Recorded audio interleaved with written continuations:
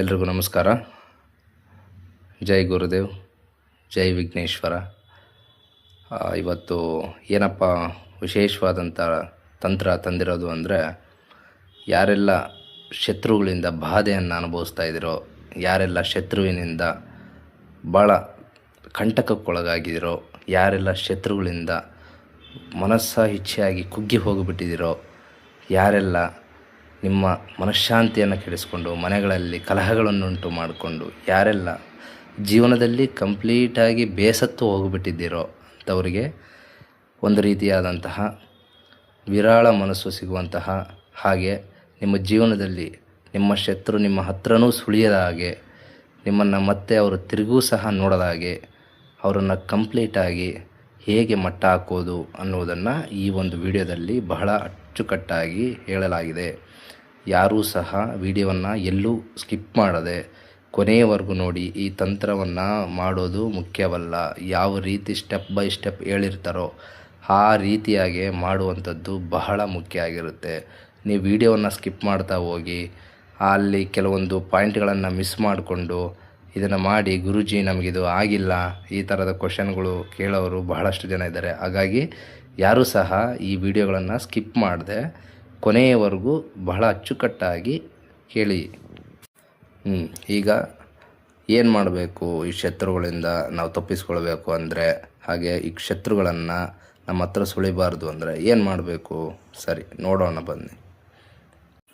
ಇದಕ್ಕೆ ಒಂದು ಹಸುವಿನ ಸಗಣಿಯನ್ನು ತಗೋಬೇಕಾಗುತ್ತೆ, ಹಾಗೆ ಒಂದು ನಿಂಬೆಹಣ್ಣು ಬೇಕಾಗುತ್ತೆ, ಮತ್ತು ಈ ಹಸುವಿನ ಸಗಣಿಯನ್ನು ಚೆನ್ನಾಗಿ ಒಣಗಿಸಿ ಅದನ್ನು ಭರಣಿ ರೂಪದಲ್ಲಿ ಒಂದು ಭರಣಿಯ ಹಾಗೆ ಮಾಡಿಕೊಳ್ಳಬೇಕಾಗುತ್ತೆ.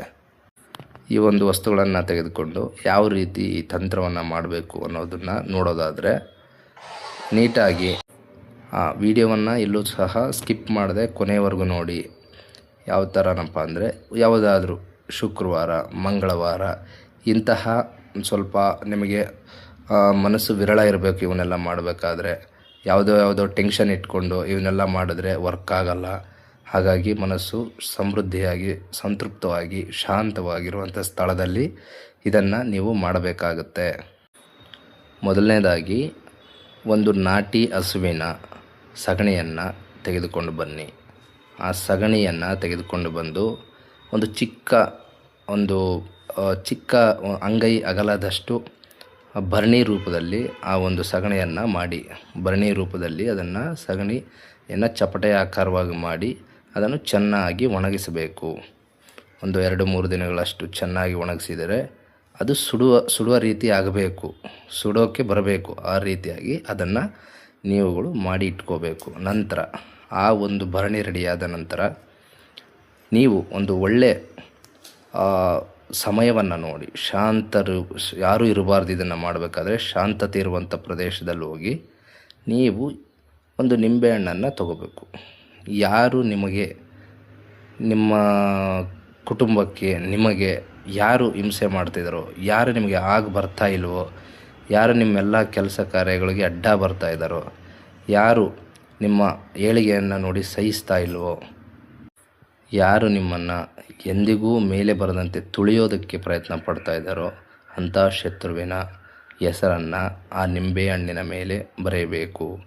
ಮೊದಲನೇದಾಗಿ ಆ ನಿಂಬೆಹಣ್ಣು ಯಾವ ಥರ ಇರಬೇಕಂದ್ರೆ, ಆ ನಿಂಬೆಹಣ್ಣಿನ ಮೇಲೆ ಯಾವುದೇ ರೀತಿ ಮಚ್ಚೆಗಳು ಮತ್ತು ಬೇರೆ ಅದು ಕೆಟ್ಟೋಗಿರೋ ರೀತಿ, ಯಾವುದೇ ರೀತಿಯಾಗಿ ಅದು ಕೆಟ್ಟೋಗಿರಬಾರ್ದು, ಮಚ್ಚೆಗಳಿರಬಾರ್ದು ಅಂಥ ಒಳ್ಳೆಯ ಹಳದಿ ಬಣ್ಣದ ನಿಂಬೆಹಣ್ಣನ್ನು ತೆಗೆದುಕೊಂಡು ಬನ್ನಿ. ಆ ನಿಂಬೆಹಣ್ಣಿನ ಮೇಲೆ ನಿಮ್ಮ ಶತ್ರುವಿನ ಹೆಸರನ್ನು ಬರೆಯಬೇಕು. ಬರೆದು ತದನಂತರ ಆ ಒಂದು ನಿಂಬೆಹಣ್ಣಿಗೆ ಒಂದು 4 ಪಿನ್ನಗಳನ್ನು ಚುಚ್ಚಬೇಕು. ಒಂದು 4 ಪಿನ್ನಗಳನ್ನು ಚುಚ್ಚಬೇಕು. ಆ ನಿಂಬೆಹಣ್ಣಿನ ಮೇಲೆ ನೀವೇನು ನಿಮ್ಮ ಶತ್ರುವಿನ ಹೆಸರು ಬರೆದಿರ್ತಾರಲ್ಲ, ಆ ನಿಂಬೆಹಣ್ಣಿನ ಮೇಲೆ ಒಂದು 4 ಗುಂಡು ಪಿನ್ನುಗಳನ್ನು ಚುಚ್ಚಬೇಕು.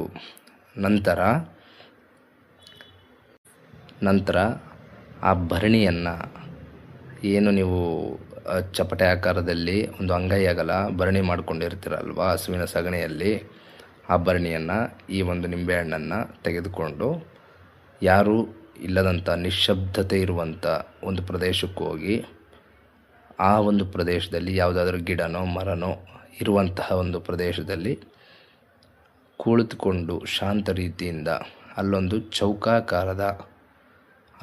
ಚೌಕಾಕಾರದ ರಂಗೋಲಿ ಹಿಟ್ಟಿನಲ್ಲಿ ಒಂದು ಬಾಕ್ಸ್ ರೀತಿಯಲ್ಲಿ ಚೌಕಾಕಾರದ ರಂಗೋಲಿಯನ್ನು ಬರೆಯಿರಿ.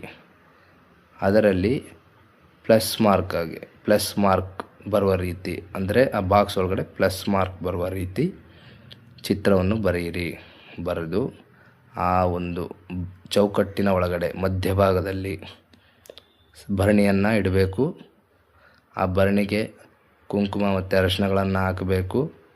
ಜೊತೆಗೆ ನೀವೇನು ರೆಡಿ ಮಾಡಿ ಇಟ್ಕೊಂಡಿರ್ತೀರಲ್ವ ನಿಂಬೆಹಣ್ಣು, ಆ ನಿಂಬೆಹಣ್ಣಿನ ಮೇಲೆ ನಿಮ್ಮ ಶತ್ರುವಿನ ಹೆಸರು ಬರೆದಿರ್ತೀರಲ್ಲ, ಹಾಗೆ ಆ ನಿಂಬೆಹಣ್ಣಿಗೆ ಒಂದು 4 ಪಿನ್ನಗಳು ಚುಚ್ಚಿರ್ತೀರಲ್ವ, ಆ ನಿಂಬೆಹಣ್ಣನ್ನು ತೆಗೆದುಕೊಂಡು ಆ ಭರಣಿ ಮೇಲೆ ಇರಿಸಬೇಕು, ಅಲ್ಲಿ ಇಟ್ಟುಬಿಡಬೇಕು. ಈ ಒಂದು ಕ್ರಮಬದ್ಧವಾಗಿ ಈ ಒಂದು ಚೌಕಟ್ಟು, ಅದರ ಮೇಲೆ ಪ್ಲಸ್ ಮಾರ್ಕಾಗಿ ಎಳೆದಂಥ ರಂಗೋಲಿಯ ಬರಹ, ಅದರ ಮೇಲೆ ಒಂದು ನೀವೇನು ತಯಾರು ಮಾಡಿಕೊಂಡಿರ್ತಕ್ಕಂತಹ ಭರಣಿ, ಆ ಭರಣಿಯ ಮೇಲೆ ನೀವು ಹೆಸರು ಬರೆದಂತಹ ಪಿನ್ನಗಳನ್ನು ಚುಚ್ಚಿದಂತಹ ನಿಂಬೆಹಣ್ಣು ಇಟ್ಟ ನಂತರ ನೀವು ಒಂದು ಮಂತ್ರವನ್ನು ಹೇಳಬೇಕು. ಓಂ ಕಾಳಿಕಾ ದೇವಿ ಶತ್ರುನಾಶಾಯ ನಮಃ ಅಂತ. ಓಂ ಕಾಳಿಕಾ ದೇವಿ ಶತ್ರುನಾಶಾಯ ನಮಃ ಈ ಮಂತ್ರವನ್ನು ನೀಟಾಗಿ 101 ಸಾರಿ ಹೇಳಬೇಕು. ಯಾವುದೇ ರೀತಿ ತಪ್ಪಿಲ್ಲದೆ 101 ಸಾರಿ ಶಾಂತ ರೀತಿಯಲ್ಲಿ ಕುಳಿತುಕೊಂಡು ನಿಶ್ಶಬ್ದ ಇರುವಂಥ ಸ್ಥಳದಲ್ಲಿ ನೀವು ಇದನ್ನು ಮಾಡಬೇಕು. ಹೇಳಿದ ನಂತರ ನಿಮ್ಮ ಕೈ ಬೆರಳಿನ ಒಂದು ಬೆರಳಿನಲ್ಲಿ ಒಂದು ಚಿಕ್ಕ ಪಿನ್ನದಿಂದ ಚುಚ್ಚಿಕೊಂಡು ಒಂದು ಹನಿಯಷ್ಟು ರಕ್ತವನ್ನು ಅದರ ಮೇಲೆ ಬಿಡಬೇಕು. ರಕ್ತವನ್ನು ಅದರ ಮೇಲೆ ಬಿಡಬೇಕು. ನಂತರ ಆ ನಿಂಬೆಹಣ್ಣನ್ನು 4 ಭಾಗಗಳಾಗಿ ತುಂಡರಿಸಬೇಕು. ನಿಮ್ಮ ಶತ್ರುವಿನ ಹೆಸರನ್ನು ಮನಸ್ಸಿನಲ್ಲಿ ನೆನೆಯುತ್ತಾ ಆ ಒಂದು ನಿಂಬೆಹಣ್ಣನ್ನು 4 ಭಾಗಗಳಾಗಿ ಕತ್ತರಿಸಿ ನಂತರ ಆ ಒಂದು ಭರಣಿ ಮೇಲೆ ಅದನ್ನು ನೀಟಾಗಿ ಇರಿಸಿ, ನಂತರ ಆ ತುಂಡರಿಸಿದಂತಹ ನಿಂಬೆಹಣ್ಣುಗಳನ್ನು ಭರಣಿ ಮೇಲೆ ಇರಿಸಿ ಆ ಭರಣಿಗೆ ಬೆಂಕಿಯನ್ನು ಹಚ್ಚಬೇಕು. ಆಗ ಕಂಪ್ಲೀಟಾಗಿ ಅದು ಸುಟ್ಟು ಬೂದಿಯಾಗುವವರೆಗೂ ನೀವು ಅಲ್ಲೇ ಇದ್ದು ನಿಮ್ಮ ಶತ್ರುವಿನ ಹೆಸರನ್ನು ಮನದಲ್ಲಿ ನೆನೆಸಿಕೊಳ್ಳುತ್ತಾ ಇರಬೇಕು. ನಂತರ ಅಲ್ಲಿ ನಿಮ್ಮ ಮೂತ್ರವನ್ನು ಮಾಡಿ ಹಿಂದೆ ತಿರುಗಿ ನೋಡದೆ ಮನೆಯ ಕಡೆಗೆ ಹೋಗಿಬಿಡಿ. ನಿಮ್ಮ ಶತ್ರು ನಾಶವಾಗಿ ಹೋಗಿಬಿಡುತ್ತಾನೆ. ನಿಮ್ಮ ಕಡೆ ಮತ್ತೆ ತಿರುಗಿ ಸಹ ನೋಡೋದಿಲ್ಲ. ನಿಮ್ಮ ಪಾಡಿಗೆ ನೀವು ಇರುವ ಹಾಗೆ ನಿಮ್ಮನ್ನೇ ಕೈ ಬಿಟ್ಟು ಅವನು ಹೋಗ್ಬಿಡ್ತಾನೆ, ನಾಶವಾಗಿ ಹೋಗ್ಬಿಡ್ತಾನೆ. ಇದನ್ನು ಒಳ್ಳೆಯ ವಿಚಾರಕ್ಕೆ ಮಾತ್ರ ಬಳಸ್ಕೊಳ್ಳಿ.